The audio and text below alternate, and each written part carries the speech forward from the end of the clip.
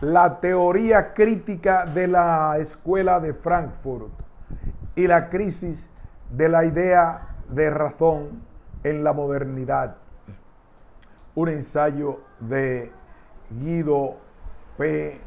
Galafasi. Introducción.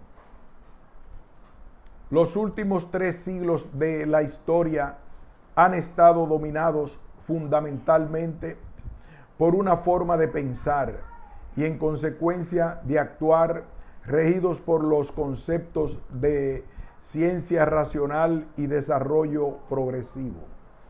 Esto con idas y vueltas, marchas y contramarchas, es una caracterización sintética y ajustada de la modernidad. Como componente destacado de esta época y que tiene especial relevancia, está el hecho de la afirmación del sujeto pensante, es decir, del sujeto racional. Es el sujeto, el individuo por sí solo, por su sola razón, por sus propias fuerzas, independiente de toda autoridad religiosa, sociológica y política, el que debe encontrar la verdad entendida como correspondencia de la realidad. Es decir, hay una lucha, una afirmación del racionalismo, una afirmación de la autonomía del individuo, de lo que el individuo puede hacer por sí solo. Correlativo con esto, la búsqueda de riqueza y el afán de lucro se van constituyendo no solo en un fin digno de ser perseguido por sí mismo, sino en un fin que va a ir excluyendo a todos los otros. La búsqueda de la riqueza, lo que podemos llamar la mentalidad mercantilista, se va imponiendo cada vez más en este mundo. Es decir, estamos ante 2 expresiones paralelas de la misma modernidad: la definición filosófica y la definición socioeconómica. Esto se traduce en las ideas de crecimiento y progreso que son llevadas adelante, entre otros, por el complejo de la ciencia y la tecnología. Ya para los padres de la ciencia moderna, Bacon, Descartes, Galileo, no era intención reemplazar la ciencia clásica por una mera actividad de dilucidación de la estructura causal del mundo. La ciencia clásica era finalista, teleológica. La ciencia moderna intenta desalojar cualquier cosa que oliera a fin. Remitámonos a uno de estos padres de la ciencia moderna. Esas nociones me han enseñado que es posible llegar a conocimientos muy útiles para la vida y que en lugar de la filosofía especulativa enseñada en las escuelas es posible encontrar una práctica por medio de la cual, conociendo la fuerza y las acciones del fuego, del agua, del aire, de los astros, de los cielos y de todos los demás cuerpos que nos rodean tan distintamente como conocemos los oficios varios de nuestros artesanos, podemos aprovecharlos del mismo modo en todos los usos apropiados y de esa suerte convertirnos en dueños y poseedores de la naturaleza. Es decir, la ciencia moderna no es concebida como una simple actividad contemplativa. La ciencia explica o debe explicar para facilitar el dominio de la naturaleza. Tal como lo enuncia rotundamente Bacon, ciencia y poder humanos coinciden en una misma cosa, puesto que la ignorancia de la causa defrauda el efecto. La racionalidad moderna consiste en saber científicamente cuáles son las causas sobre las que técnicamente se opera. Por lo tanto, la ciencia trata de explicar el mundo de tal manera que se opone a la irracionalidad de las aproximaciones míticas. La cosmovisión mítica, con su falta de precisión empírica, constituye precisamente el fin por superar a través del conocimiento científico. La completud del nuevo imperio de la racionalidad, detalladamente definido por Descartes en el ámbito de la ciencia, es lograda con la razón kantiana, que determina los alcances y límites de la razón humana, buscando hasta donde el hombre puede conocer en forma cierta y rigurosa, usando su don racional y tratando de otorgarle estas cualidades a la metafísica, por entonces bastante desprestigiada frente al avance del enciclopedismo. Se trata de fundar un saber metafísico exigente, lejos de cualquier conocimiento ilusorio y mal fundado, es decir, alcanzar el mismo nivel de seriedad y rigor en el tratamiento de los problemas metafísicos que el que posee la ciencia en su estudio de la naturaleza. En la modernidad, el mundo social e histórico de las cosas materiales adquiere la premisa de un progreso ilimitado, de un desarrollo infinito, desarrollo que para Aristóteles se vincula con la premisa de que la naturaleza es fin, telos, por lo que el desarrollo consiste en avanzar hacia este fin. En el proceso mismo de desarrollo está definido, está implícito normativamente el resultado final. Pero el gran cambio en la modernidad, al decir de Castoriadis, se produce cuando el infinito invade este mundo. Con el surgimiento del mundo moderno y la burguesía, se pasa del mundo cerrado medieval al universo infinito moderno. Se empieza a creer en la perspectiva de un progreso indefinido del conocimiento a través del uso de la razón.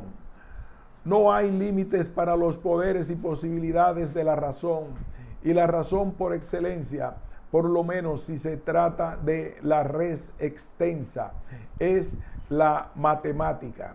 A medida que Dios calcula, se hace el mundo, Leibniz. La finalidad central de la vida humana pasa a ser el crecimiento ilimitado de la producción y las fuerzas productivas, técnicas. Todo esto se expresa en la ideología del progreso. Al no existir ya límites a la progresión de nuestro conocimiento, no existe tampoco a la progresión de nuestra potencia y de nuestra riqueza. Para explicarlo de otro modo, los límites allí donde se presentan tienen un valor negativo y hay que rebasarlos. Estas características de la modernidad, que si bien son no excluyentes, son sus rasgos principales, sus accidentes más significativos, los que dejaron su impronta de un modo más profundo. Son estos los aspectos más relevantes y conocidos de la modernidad, los que de un modo más evidente y agresivo han ido diseñando desde el siglo XVIII y hasta nuestros días el mundo que habitamos. La escuela de Frankfurt y el conocimiento de la sociedad moderna. Esta concepción de modernidad choca con las críticas de un número diverso de líneas teóricas. Dentro de los cuestionamientos en la estructura ideológica y social de la sociedad moderna, se inscriben los pensadores de la escuela de Frankfurt.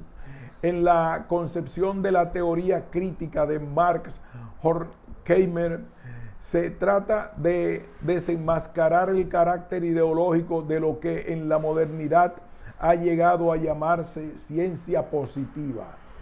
La independencia de la génesis histórico-fáctica de los resultados obtenidos en la ciencia moderna es lo que le da el carácter de positividad, sustentada por un método formalizado que garantiza la verdad definida en un procedimiento autocentrado que excluye toda injerencia de cualquier contexto de la investigación. Así, cualquier ley de la naturaleza enunciada científicamente es, por definición, verdadera en sí misma, independiente en forma absoluta de cualquier condición psicológica y social a partir de la cual se llegó a descubrirla. La historia de la ciencia es a la ciencia un simple anecdotario sin capacidad alguna de incidir en esta más que en la confección de una cronología ilustrativa de hechos autoafirmados por sí mismos, lo que explica la independencia formal de cualquier teoría científica. Esta búsqueda de aislamiento de un dominio de la teoría pura de toda mediación a través de una praxis social llega hasta nuestro siglo con la separación establecida por Husserl entre el acto histórico psicológico en que se piensa un objeto y el acto formal en que ese objeto queda constituido en sí mismo. Esta teoría tradicional choca con la materialidad e historicidad de los objetos por ella analizada a partir de las posiciones de la teoría crítica como un nuevo saber del mundo, asumiendo y haciendo suya esta materialidad histórica de los objetos y sabiéndose parte activa del mundo que pretende conocer. Así, mientras que el especialista en cuanto científico ve la realidad social junto con sus productos como exterior y en cuanto ciudadano percibe su interés por ella a través de artículos políticos, de la afiliación a partidos o a organizaciones de beneficencia y de su participación en las elecciones, sin unir ambas cosas y algunas otras formas de comportamiento en su persona de otro modo que, a lo sumo, mediante una interpretación psicológica. Hoy, en cambio, el pensamiento crítico está motivado por el intento de suprimir y superar realmente esta tensión, de suprimir la oposición entre la conciencia de fines, la espontaneidad y la racionalidad esbozadas en el individuo y las relaciones de proceso de trabajo fundamentales para la sociedad. La ciencia moderna responde fundamentalmente a conocer los elementos que permitan realizar un manejo instrumental tanto de la naturaleza física como de los mecanismos sociales y económicos. Los costos altísimos de mucha de la investigación científica actual, desde la biología molecular a la física nuclear, pasando por la sociología o economía, no hacen más que reforzar esta situación. Hacen que solo sean formulables como objetivos que merezcan algún interés a aquellos que posibiliten algún retorno en términos de resultados tecnológicos. Así, la ciencia pasa a ser la sección de I+D de la enorme planta tecnológica constituida por el mercado productivo y a escala planetaria. Esta instrumentalidad del saber científico que obliga a preguntar siempre ¿para qué sirve? No puede desligarse del núcleo mismo de la objetividad como esencia positivista, ligando la ciencia al proceso histórico material en el cual cobra su función como instrumento social. Avanzando aún más en esta consideración, Horkheimer denuncia la ciencia pura como un solapado instrumento de dominio que, alejándose del servicio social por el cual debería definirse, se convierte a través del proceso de absolutización en la valoración de sí misma, en freno de todo progreso y en el regulador del orden social burgués en el que tuvo su origen. Es decir, la ubica bajo el concepto de ideología de la ortodoxia marxista, como una interpretación racional que sirve como instrumento de dominación de una clase sobre otra, encubriendo su sentido instrumental bajo una pretendida ahistoricidad, pues en la medida que el concepto de teoría es independizado, como si se lo pudiera fundamentar a partir de la esencia íntima del conocimiento, por ejemplo, o de alguna otra manera ahistórica, se transforma en una categoría cosificada, ideológica. Pero aquí es necesario aclarar la preferencia del primer Horkheimer por un concepto de teoría que se define de un modo inmediato a partir del esencial primado de la praxis.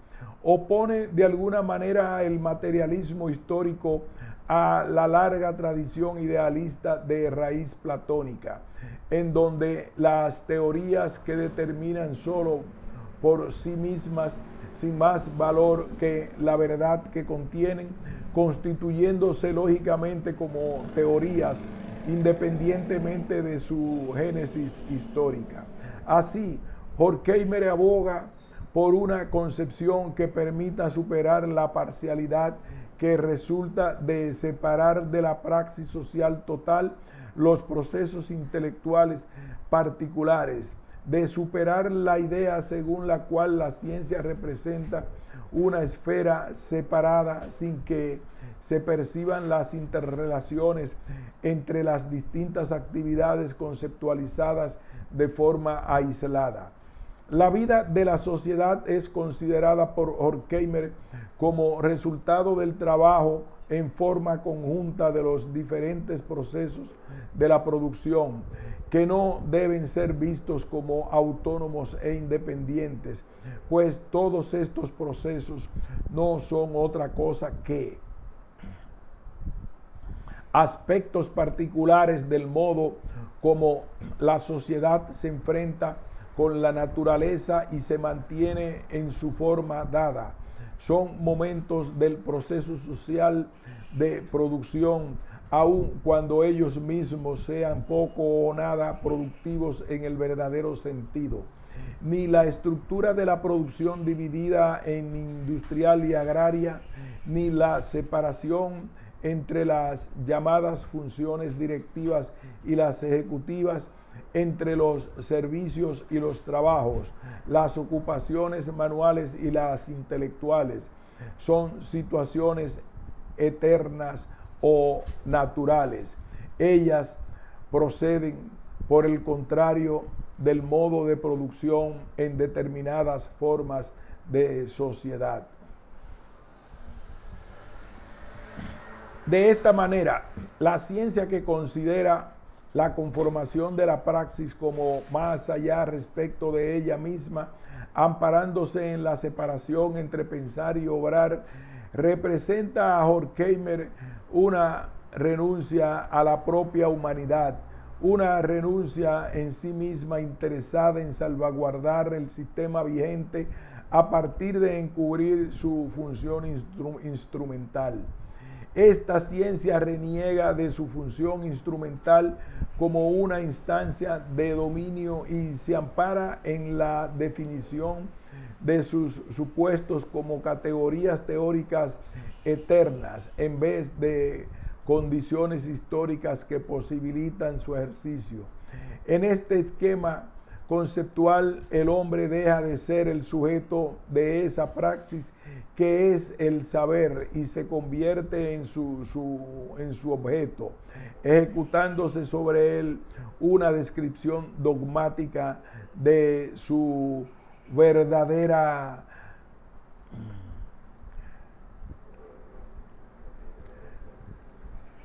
y se convierte su objeto ejecutándose sobre él una descripción dogmática de su verdadera y ahistórica esencia.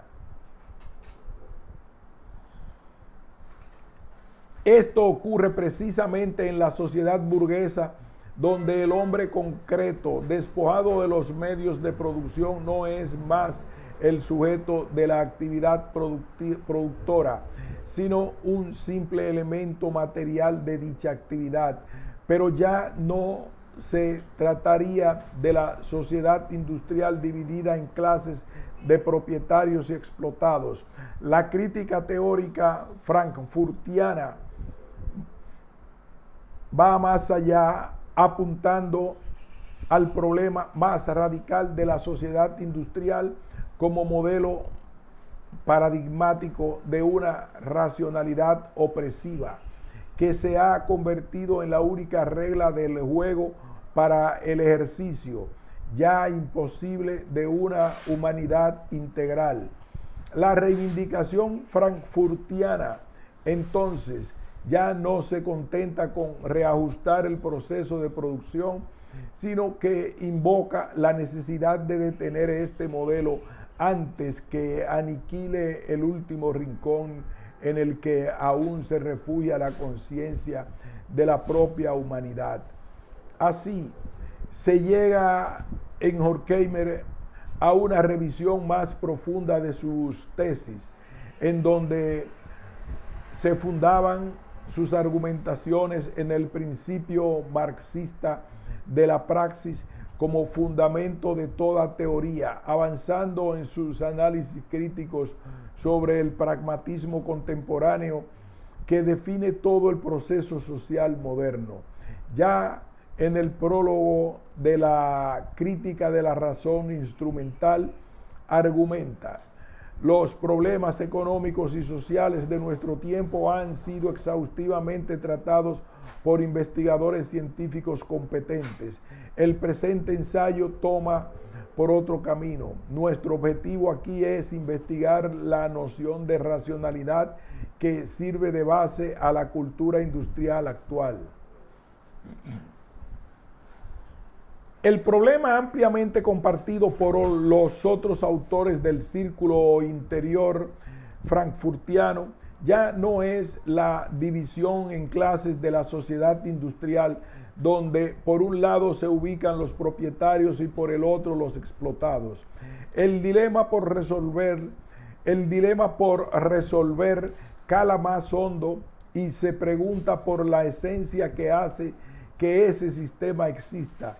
El título de propiedad de los instrumentos de producción que separa a poseedores de desposeídos es la razón de ser de un sistema industrial opresivo que ahoga todo intento de humanidad fuera de este marco. Entonces, frente a la reivindicación original de transformar y reajustar este proceso de producción, la consigna ahora es preguntarse por el modelo paradigmático de racionalidad que lo sostiene y que le dio origen.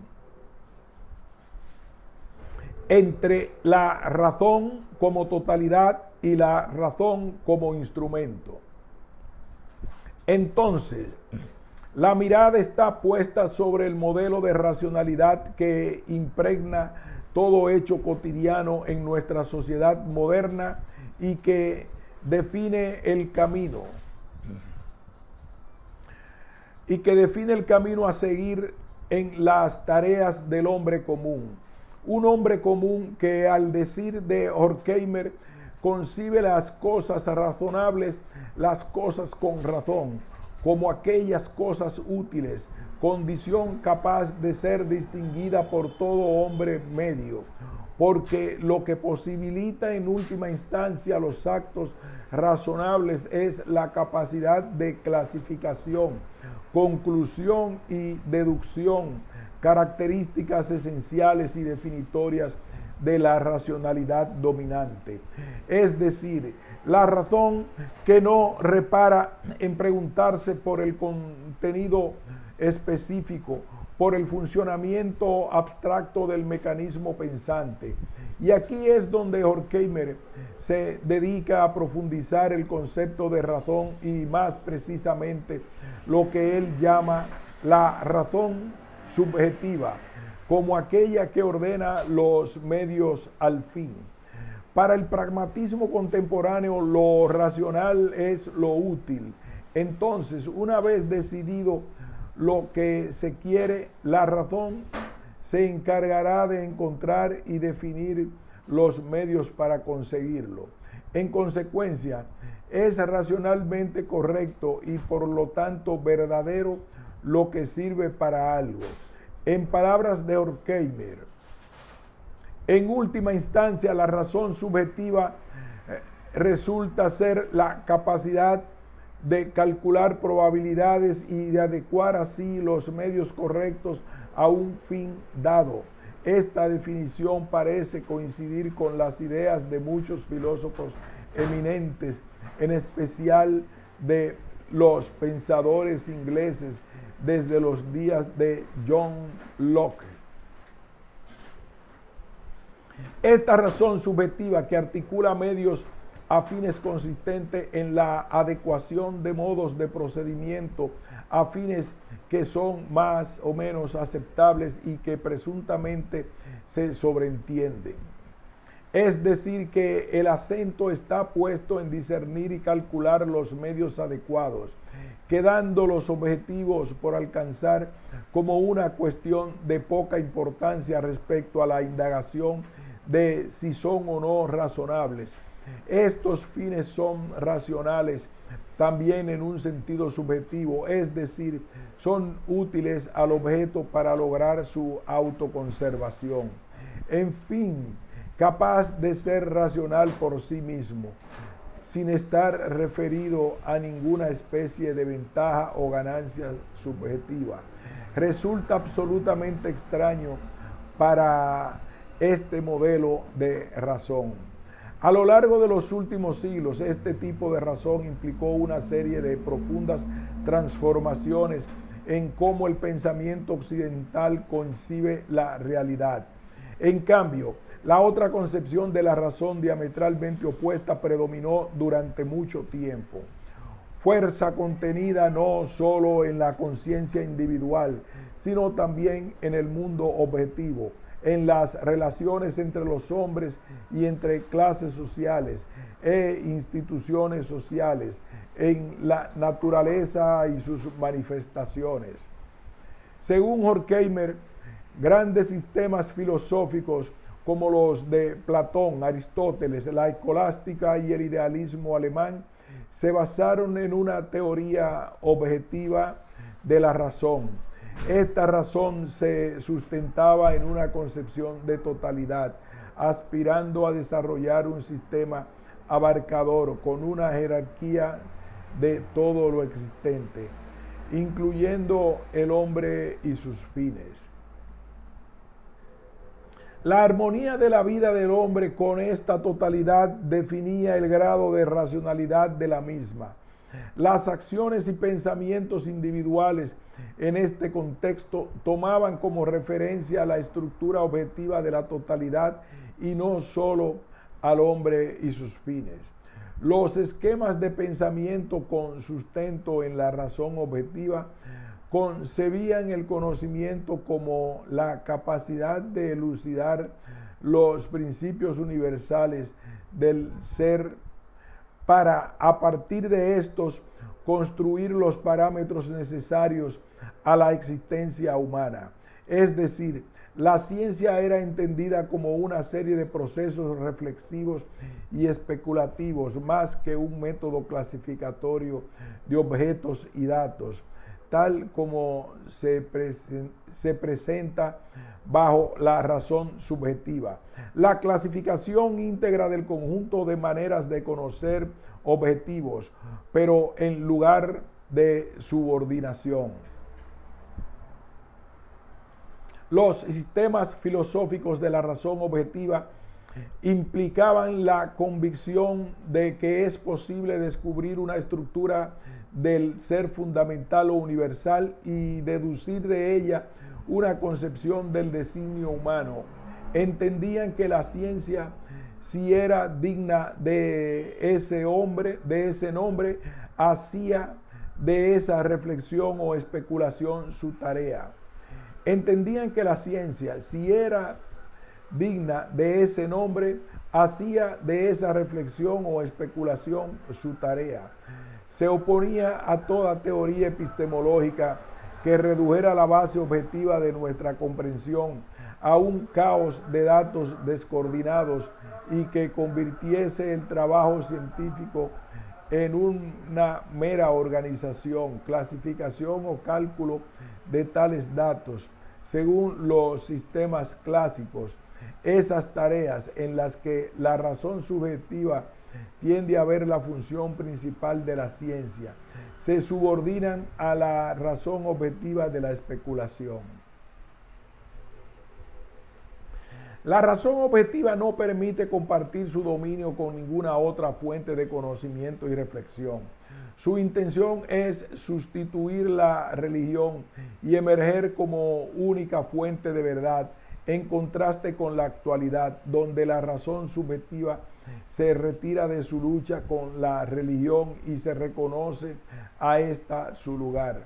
La razón objetiva aspira a sustituir la religión tradicional por el pensar filosófico metódico y por la comprensión a convertirse. La razón objetiva aspira a sustituir la religión tradicional por el pensar filosófico metódico y por la comprensión a convertirse así en fuente de tradición.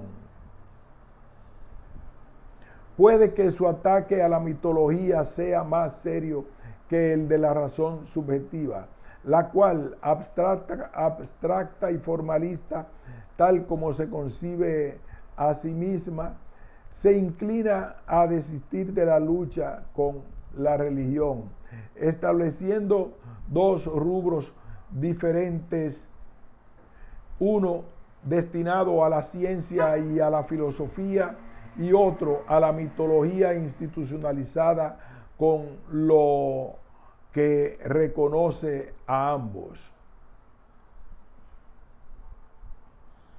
Es, en definitiva, con la Ilustración donde se concretan los ataques más feroces a la religión en nombre de la razón. Pero, en última instancia, para Horkheimer, la vencida no fue la religión, sino la metafísica y el concepto objetivo de razón misma. Así es que la razón terminó por ser considerada anacrónica. Ya no podía cumplir su misión de comprender la naturaleza verdadera y profunda de las cosas, ni establecer los principios rectores de la vida de los hombres. Para la razón ilustrada, especulación es sinónimo de metafísica y esta lo es de mitología y superstición.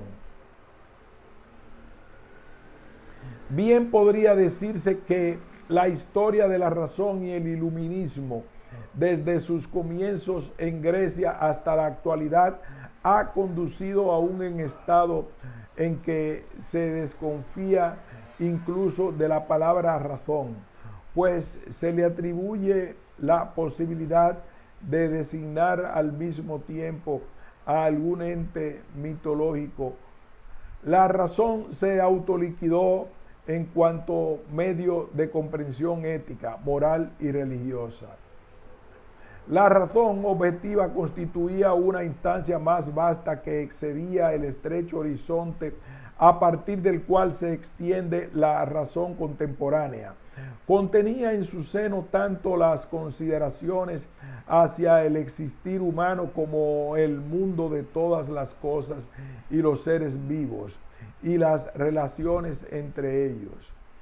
Tal concepto de la razón no excluía jamás a la razón subjetiva, sino que la consideraba una expresión limitada y parcial de una racionalidad abarcadora, vasta, de la cual se deducían criterios aplicables todas las cosas y a todos los seres vivientes. El énfasis recaía más en los fines que en los medios. La ambientación más alta de este modo de pensar consistía en concebir el orden objetivo de lo racional, tal como lo entendía la filosofía con la existencia humana, incluyendo el intelecto y la autoconservación. Este modo de razón, que hoy nos puede parecer caduco, se amparaba justamente en la aspiración de concebir un recorrido de valores por perseguir en la vastedad de la existencia, en lugar de un mezquino cálculo de ganancias inmediatas y temporales. Es decir, en lugar de pensar los medios adecuados a fines establecidos, en lugar de pensar los medios adecuados a fines establecidos, se pensaba sobre los fines mismos. En el foco central de la teoría de la razón objetiva no se situaba la correspondencia entre conducta y meta, sino las nociones, por mitológicas que puedan antojársenos hoy, que trataban de la idea del bien supremo, del problema del designio humano y de la manera de cómo realizar las metas supremas. Hay una diferencia fundamental entre esta teoría, conforme a la cual la razón es un principio inherente a la realidad, y la enseñanza que nos dice que es una capacidad subjetiva del intelecto. Desde el punto de vista subjetivista, entonces, la razón se refiere exclusivamente a un objeto o concepto en relación con un fin dado y no a la particularidad de dicho objeto o concepto. Así, la razón se utiliza más bien para designar una cosa o un pensamiento, y esta cosa o el pensamiento sirven para alguna otra cosa. La meta racional queda excluida en tal concepción. Por lo tanto, resulta vana la discusión sobre la superioridad de tal o cual meta en relación con la razón. Esto solo es posible en el ámbito subjetivista, cuando dichas metas son puestas al servicio de una tercera y superior. Vale decir, cuando lo que está en discusión es la mejor o peor utilidad de una meta como instrumento para perseguir otra, cuando son medios y no fines. En el actual imperio de la razón subjetiva del problema radica entonces en definir qué es. En el actual imperio de la razón subjetiva del problema radica entonces en definir qué es lo correcto y cómo esta razón pragmática determina que se excluye de la racionalidad, considerando solamente los medios necesarios y eficaces para conseguir un fin, porque la significación aparece desplazada por la función o el efecto que tienen en el mundo las cosas y los sucesos. Las palabras, en la medida en que no se utilizan de un modo evidente con el fin de valorar probabilidades técnicamente relevantes o al servicio de otros fines prácticos, corren el peligro de hacerse sospechosas de ser pura cháchara, pues la verdad no es un fin en sí misma.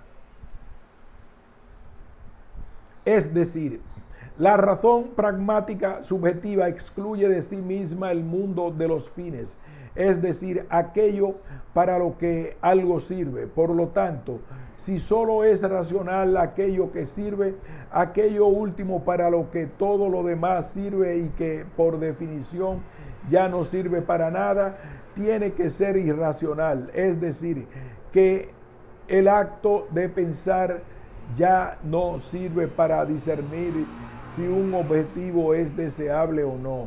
La razonabilidad es concebida como adaptación, como coincidencia con la realidad tal cual es. La realidad no es puesta en tela de juicio a partir de la razón. La razón sirve para ajustar los actos a ella. Pero alega Horkheimer, cuando en la civilización occidental surge la idea de razón, esta era mucho más que una mera regulación de la relación entre medios y fines. La razón implicaba la comprensión y, más importante aún, la determinación de los fines. Vale citar aquí sus dichos respecto al pensamiento socrático. Sócrates murió por el hecho de subordinar Sócrates murió por el hecho de subordinar las ideas más sagradas y familiares de su comunidad y de su tierra a la crítica del daimón o pensamiento dialéctico, como lo llamaba Platón. Con ello luchó tanto contra el conservadurismo ideológico como contra el relativismo que se disfrazaba de progreso, pero que en verdad se subordinaba a intereses personales de clase. Dicho en otras palabras, luchaba contra la razón subjetiva, formalista, en cuyo nombre hablaban los demás sofistas. Sócrates socavó la sagrada tradición de Grecia, el estilo de vivir ateniense, y preparó así el terreno para formas radicalmente distintas de la vida individual y social. Sócrates tenía, por cierto, que la razón, entendida como comprensión universal, debía determinar las convicciones y regular las relaciones entre los hombres y entre el hombre y la naturaleza. De la ilustración a la razón instrumental. El engaño de la sociedad industrial se fundamenta en la transformación de los medios en fin en sí mismo, señala Horkheimer. Al tornarse más complejo y más reificadas la producción material y la organización social, se hace cada vez más difícil reconocer a los medios como tales, ya que adoptan la apariencia de entidades autónomas. Así, la sociedad industrial se ha encargado de que los elementos materiales de confort sean los únicos fines que quedan por conseguir, olvidándose absolutamente de que solo son medios. El mundo que surge como resultado de esta razón pragmática es aquel en donde todo sirve para algo y tiene que ser útil para ser reconocido como real. Solo los medios tienen un racional derecho a existir. La transformación total del mundo en este mundo más de medios que de fines es en sí consecuencia del desarrollo histórico de los métodos de producción. Métodos de producción basados en un predominio tal de la técnica que tienen como resultado la instrumentalización universal del mundo, desechando de él todo lo que se vinculará con algún fin último y que se origina en una particular comprensión de la razón, comprensión definida como un esquema pragmático de carácter instrumental. Al convertir los medios en fines, lo que hace esta sociedad industrial es transferir el centro de gravedad de todo valor, del acto a la potencia, de la forma a la materia, del valor añadido al material. Así, este materialismo se sustenta en el contrasentido de valorar los materiales por encima de la forma final, cuya realización en ellos les daría su verdadera riqueza, es decir, cosas que no tienen otro valor que el instrumental. Este predominio de la técnica en la sociedad moderna tiene su raíz en la razón ilustrada, que concreta el pasaje del temor del hombre primitivo, premitico, y la veneración del hombre mitológico, de la naturaleza a su dominio, dado que la ilustración implica el arribo del concepto liberador del hombre de una naturaleza extraña y temida.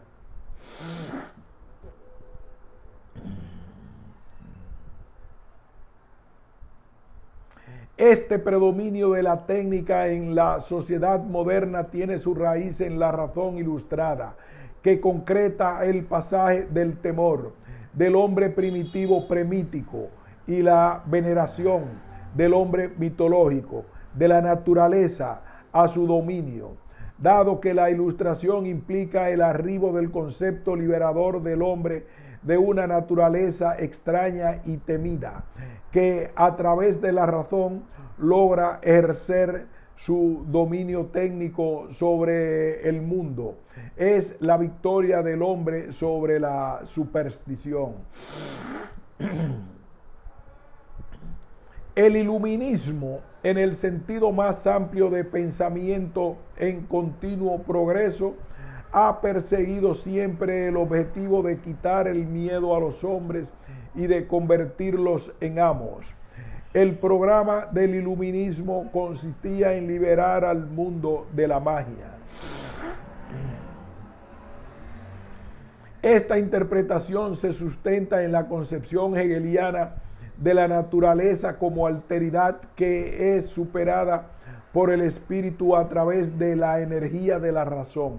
Esta naturaleza diferente y contraria al hombre es la que le inspira miedo y lo hace verse sumergido en esta naturaleza como un caos amenazante. Y la reconciliación hegeliana del hombre o el espíritu con esta naturaleza consiste en superar dicha alteridad y reconocerse a sí mismo en ella. El mito constituye un primer intento del hombre por reconciliarse con la naturaleza, pero es una reconciliación aleatoria, irracional, algo que imprevisiblemente ocurre o no, por lo que el temor ante la fuerza extraña sigue siendo la regla. La ilustración, en cambio, es en primer lugar la desmitificación y liberación de la pesadilla mítica como fuerza extraña a través de la ciencia verdadera. Los dioses pasan a ser vistos como productos febriles de la imaginación temerosa de los hombres, es decir, como una proyección enajenada del mismo espíritu humano y por tanto manejable. Y esta reconciliación sobrepasa el mundo de las ideas para materializarse en la praxis, es decir, en la acción real que el hombre ejerce sobre la naturaleza.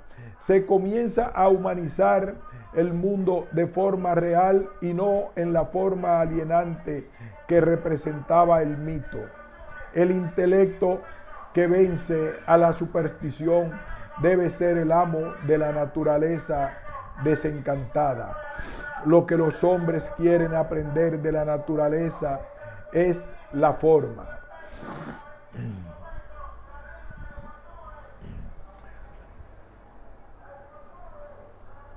El intelecto que vence a la superstición debe ser el amo de la naturaleza desencantada. Lo que los hombres quieren aprender de la naturaleza es la forma de utilizarla para lograr el dominio integral de la naturaleza y de los hombres. Ninguna otra cosa cuenta. Así, esta razón ilustrada es razón instrumental en la medida en que, al dejar la naturaleza de ser algo diferente, temido y reverenciado, pasa a constituir el medio de la propia realización del hombre, que usa la naturaleza para su propia autoafirmación. Así, razonar se convierte en el conocer para dominar. La naturaleza es el refugio que el hombre encuentra y transforma para guarecerse de ella misma. La naturaleza le brinda los elementos que otorgan al hombre mayor libertad frente a las fuerzas naturales que hasta el momento no era capaz de controlar. Pero esta transformación de la naturaleza, que no tiene límites, se vuelve contra sí y contra el hombre, pasando de una primera imagen confortable a una segunda aterradora. Todo inscripto en un mismo proceso autoalimentado y construido sobre el mismo fundamento ontológico, la meditación del mundo a través de una razón que lo instrumentaliza para la dominación constante de la naturaleza por el hombre.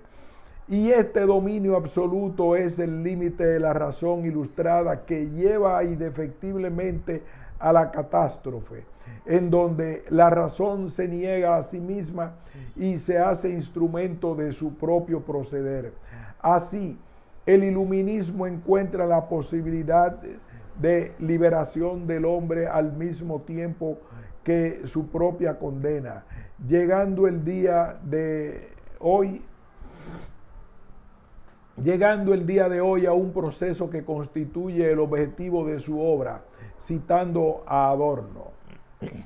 La autodestrucción del iluminismo, no tenemos ninguna duda, y es nuestra petición de principio respecto a que la libertad en la sociedad es inseparable del pensamiento iluminista. Pero consideramos haber descubierto con igual claridad que el concepto mismo de tal pensamiento, no menos que las formas históricas concretas y las instituciones sociales a las que se haya estrechamente ligado, implican ya el germen de la regresión que hoy se verifica por doquier. Es que el sujeto que mediatiza todo, convirtiéndolo en instrumento, termina siendo también un medio de esta razón pragmática. Así, el hombre concreto pasa a ser parte también de esta naturaleza mediatizada, lo que conduce a que él mismo termina siendo devorado por los mecanismos puestos en marcha. La historia de los esfuerzos del hombre destinados a subyugar a la naturaleza es también la historia del sojuzgamiento del hombre por el hombre. El contenido amplio, extenso, abarcador de la razón se vio voluntariamente reducido en la razón subjetiva a solo una porción parcializada y sesgada del contenido original, en donde lo particular reemplazó a lo general. Al abandonar su autonomía, la razón se ha convertido en instrumento en el aspecto formalista de la razón subjetiva, tal como lo destaca el positivismo. Se ve acentuada su falta de relación con un contenido objetivo en su aspecto instrumental, tal como lo destaca el pragmatismo. Se ve acentuada su capitulación ante contenidos heterónomos. La razón pasa a ser un componente dependiente del nuevo proceso social.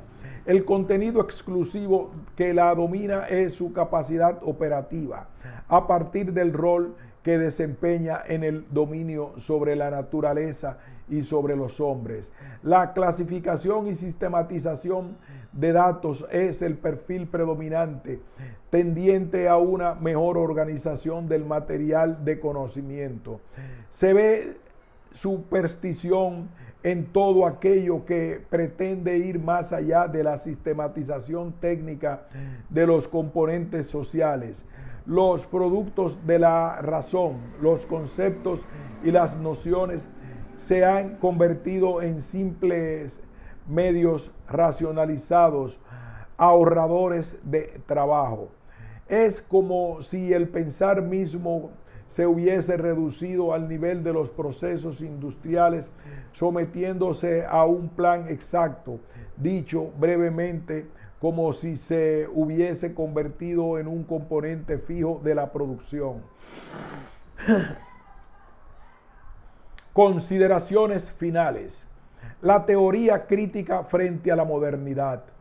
En el contexto de la razón subjetiva que domina la vida contemporánea, la única medida es la eficacia. Todo es bueno si funciona bien para el fin propuesto. Así, la única salida para una crítica a la razón pragmática es situarse fuera de su lógica, en una razón cuyo eje de verdad excede el mero campo del proceso material concreto y se logre situar en un fin propuesto más allá del curso histórico.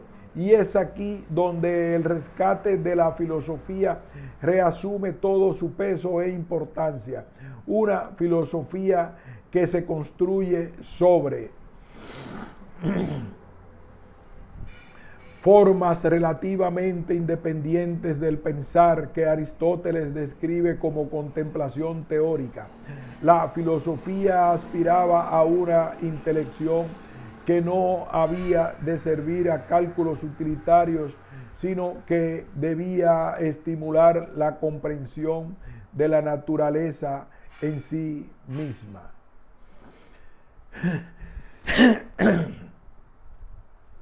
Desde esta posición, Horkheimer retorna a una posición socrática a través de la resurrección de una razón que implicaba la noción de verdad absoluta y que se presentaba como intuiciones objetivas, casi como revelaciones, para la que la verdad es fin y nunca medio.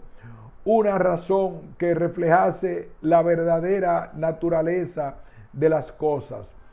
Cuando se concebía la idea de razón, esta había de cumplir mucho más que una mera regulación de la relación entre medios y fines. Se la consideraba como el instrumento destinado a comprender los fines, a determinarlos.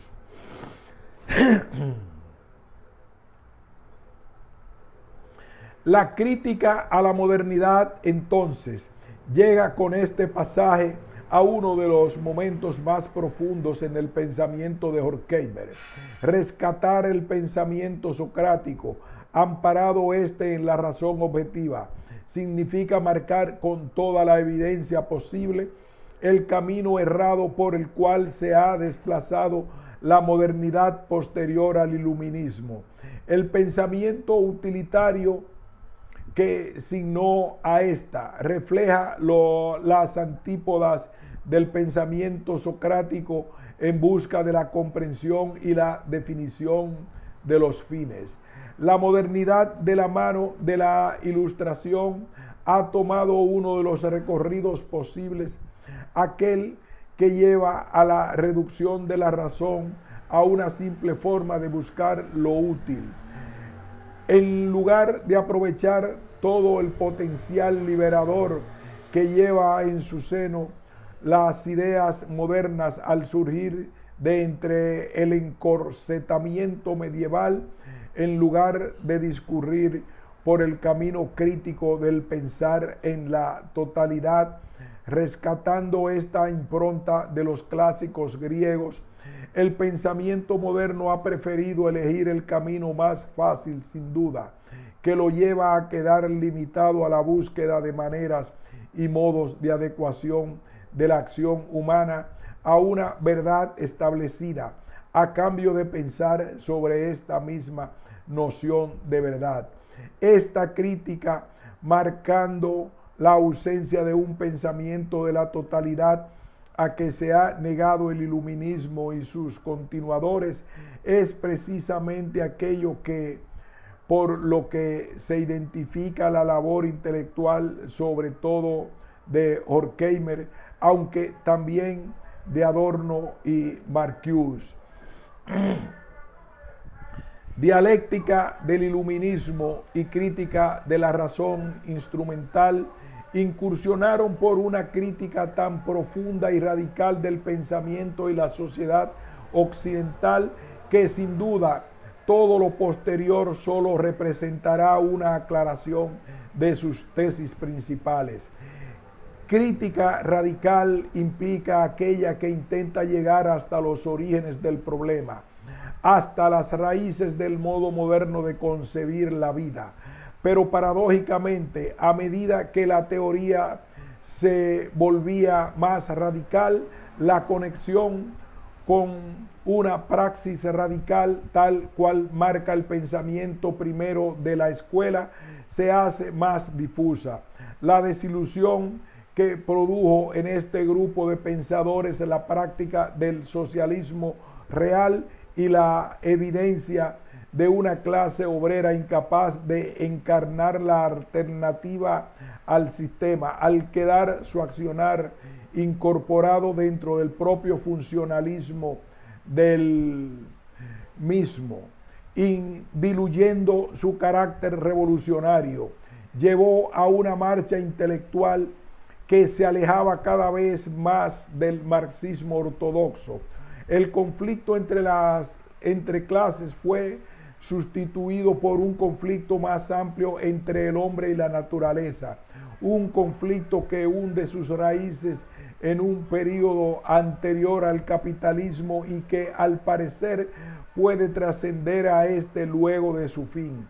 Este conflicto hombre-naturaleza implicaba tanto las relaciones con el exterior como en el interior humano. Así, en un contexto más amplio de ver a la modernidad en su totalidad, el modo capitalista de explotación representa solo la forma histórica que adopta el proceso de dominación en la era burguesa de la sociedad occidental. En Horkheimer ya afloraba esta posición en Los orígenes de la filosofía burguesa de la historia, donde claramente vincula la concepción renacentista de la ciencia y la tecnología con la dominación política.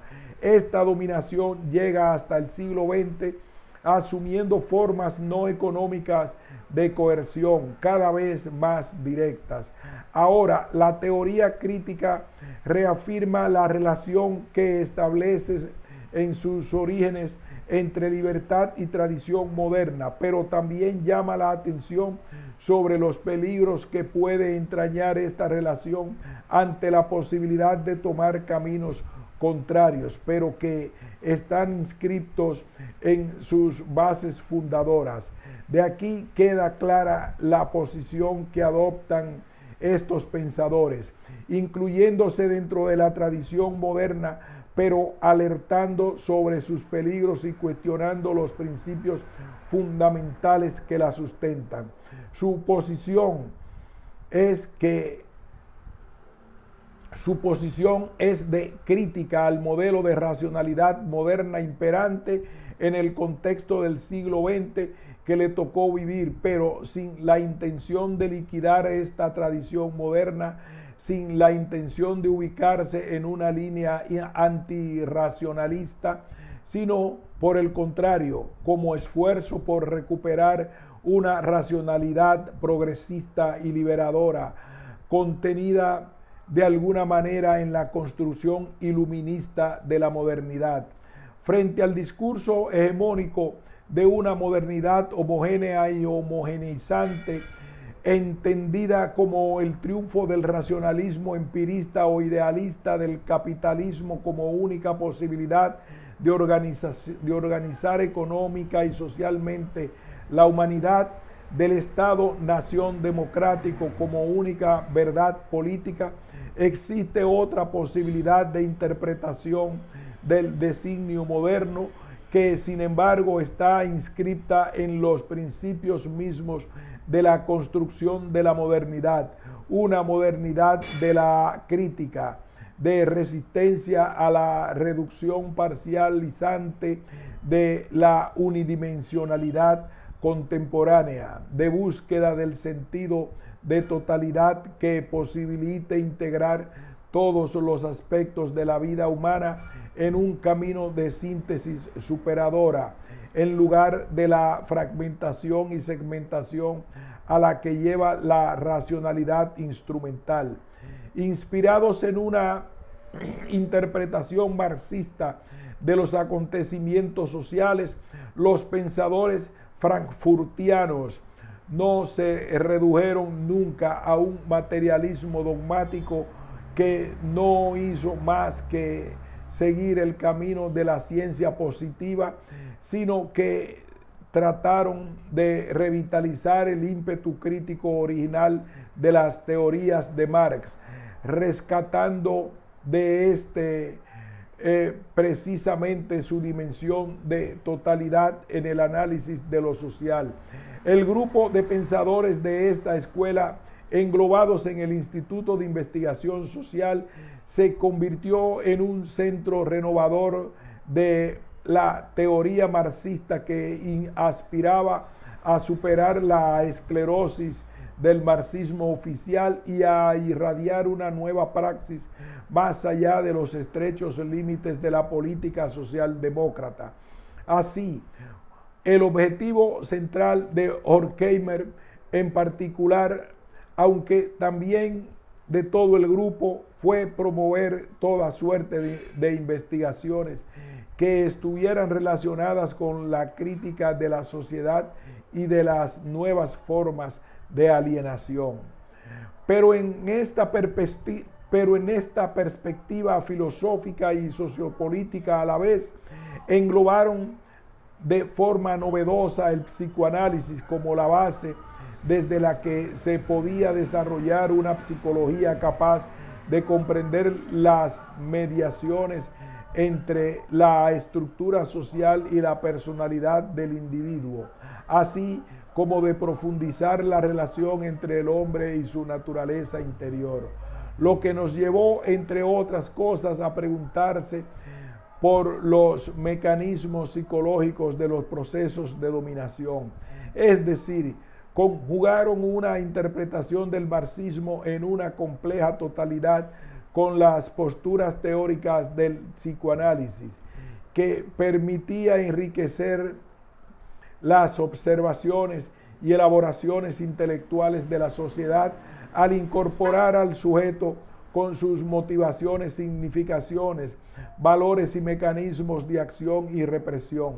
Está de más aclarar que tanto marxismo como psicoanálisis son producciones intelectuales claramente identificadas con la construcción de la modernidad. De aquí que nuevamente sea difícil no situar a estos pensadores dentro de la tradición moderna. La crítica a la modernidad es fuerte en estos intelectuales, pero tiene la intención de rehabilitar la potencia liberadora de una posición sin claudicaciones que permita realizar un salvamento ético de la humanidad en decadencia por el capitalismo racionalizante de este último siglo.